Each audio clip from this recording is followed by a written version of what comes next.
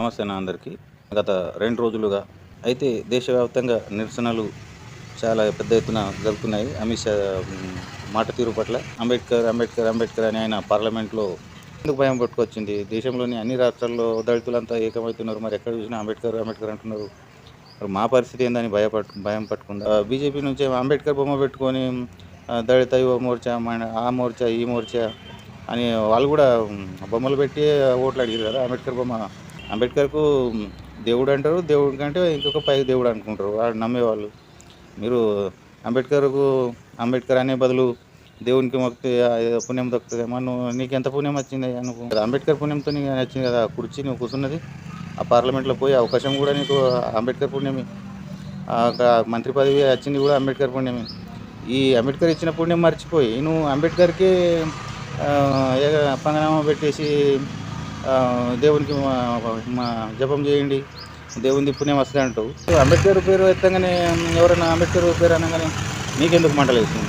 అంబేద్కర్ రాసిన రాజ్యాంగం మీదనే కదా నువ్వు ప్రమాణం చేసింది. అమిత్ షా అని నేను అని చేయి పెట్టి మరీ ప్రమాణ స్వీకారం చేసి అక్కడ కూర్చొని మరి అంబేద్కర్ పేరు ఎత్తే భయపడేటోనివి అంత మాత్రం ధైర్యం లేకుంటే నువ్వేమో ఏం పదవి చేస్తావు, ఏం చేస్తావు?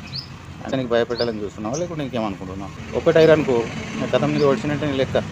దళితుల గుండెల్లో ఉన్నాడు దేవుడు. అంబేద్కర్ దేవుడే. అంబేద్కరు మేము ఎందుకంటే మాకు హక్కులు కల్పించిండు. మేము ఈ విధంగా ఉండడానికి కారణం ఆయన్ని. మీరు ఉండడానికి కూడా ఆయనే కారణం. ఒకసారి ఆలోచించండి మంచిగా. ఇంత స్వేచ్ఛ, ఇంత వ్యవస్థ ఇవన్నీ ఎక్కడి నుంచి వచ్చినాయి అనుకుంటారు? ఏ దేవుడు ఇచ్చిండు మీకు ఇంత స్వేచ్ఛ? నీకు ఓటు హక్కు ఇచ్చిండు ఆ దేవుడు? ఏమి ఇచ్చిండని? ఏమి ఇవ్వలే కదా. ఎక్కువగా నేను దేవుని గురించి మాట్లాడాను కానీ ఎవరి నమ్మకం వాళ్ళది. అంబేద్కర్కి నమ్మితే నీకేం బాధ వచ్చిందని మేము అద్దంటున్నాము. నువ్వు కూడా వచ్చి మొక్కు, అంబేద్కర్ మొక్కు, జయంతులు చేయి, ఏదో ఏదైనా పుణ్య కార్యక్రమాలు చేయి. నువ్వు అన్నట్టు అంబేద్కర్ పేరు మీద చేయి కదా పుణ్య కార్యక్రమాలు. ఏదో ఖచ్చితంగా దేశ ప్రజలకు క్షమాపణ చెప్పాల్సిందే. చెప్పకుండా నీకు ఇడరు. ఎమర్జెన్సీలో నీ కథ ఏంది, నీ లెక్క ఏంది, చరిత్ర చెప్తుంది కదా. అందరికీ జై భీమ్. అమిత్ షా గారు డాక్టర్ బాబాసాహెబ్ అంబేద్కర్ గారిపై అనుచిత వ్యాఖ్యలు చేసినందుకు ఇలా జుక్కల్ మండల కేంద్రంలో వారి యొక్క దిష్టి బొమ్మ దహనం చేయడం జరిగింది. ఏదైతే అమిత్ షా గారు అన్నటువంటి మాటలు ఏవైతే ఉన్నాయో ఆయన కూర్చున్న సీటుకు సిగ్గుచేటుగా ఉన్నది ఆయన కూర్చోడానికి కూడా.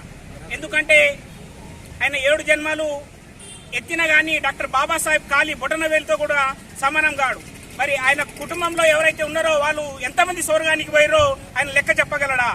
చెప్పలేడు. ఎందుకంటే ఆయన అనుభవిస్తున్న ఏదైతే పదవి ఉందో అది డాక్టర్ బాబాసాహెబ్ అంబేద్కర్ పెట్టిన భిక్ష వల్లనే ఆయనకు వచ్చింది. కాబట్టి ఈరోజు ఏదైతే అంబేద్కర్ పైన అనుచిత వ్యాఖ్యలు చేయడం, ఎవరైతే బీజేపీ వాళ్ళు ఆయన కుండి సపోర్ట్ చేయడం ఎవరైతే ఉన్నారో వాళ్ళందరూ తక్షణమే క్షమాపణ చెప్పి డాక్టర్ బాబాసాహెబ్ అంబేద్కర్ గారిని క్షమాపణ కోరాలని మేము డాక్టర్ బాబాసాహెబ్ అంబేద్కర్ ట్విట్టర్లో కోరుతా ఉన్నాం.